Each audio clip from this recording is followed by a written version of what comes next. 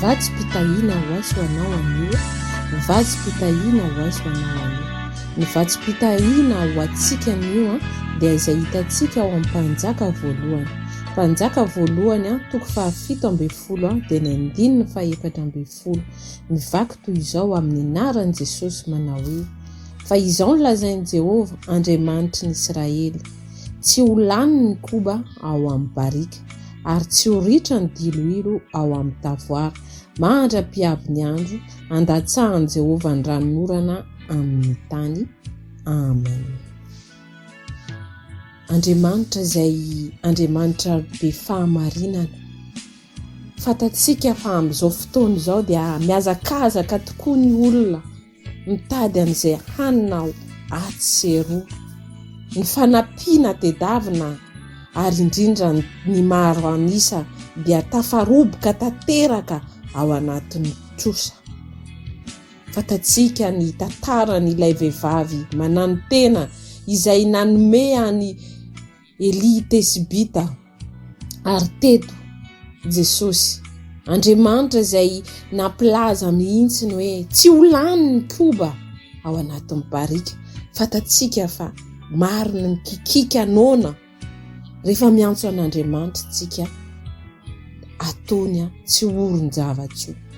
Eny, hoy izy koa eto hoe tsy ho ritra ny diloilo ao amin'ny tavoara, mandra-piavy ny androny, andatsahan'i Jehovah ny ranorana amin'ny tany.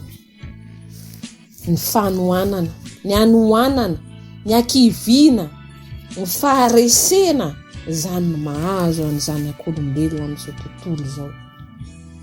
Tsy hitsika rery any amin'ny tany andalam-pandrosoana, fa mikikikana ny olona any amin'ny tany mandroso. Fa androany mila tsika Jesosy hampandroso azy ao anatin'ny fotsika mba hampangina ny tabataba n'izao tontolo izao. Ivavaka isika. Voninahitra ne ho anao ry Andriamanitra tsara sady mpanao tsara. Andriamanitra Jakoba, Andriamanitra ihany koa. Tamin'ny fotoana izay nahatongavanao tety Jesosy dia nanao an'izao rehetra izao ianao, ary nandefa ny fanoharana maro ianao. Anisan'izany Jesosy tamin'izao mpanomponao izay nitabataba ary indrindra nikikika tamin'ny anohanana. Misy anohanana eo amin'ny fiainanay fa ny ankatahanay aminao. Midiny ianao Tompo, tongava ianao ary hampangino ny tabataba n'izao tontolo izao. Mitoera feno ao anatinay. Misaotra Jesosy malalo.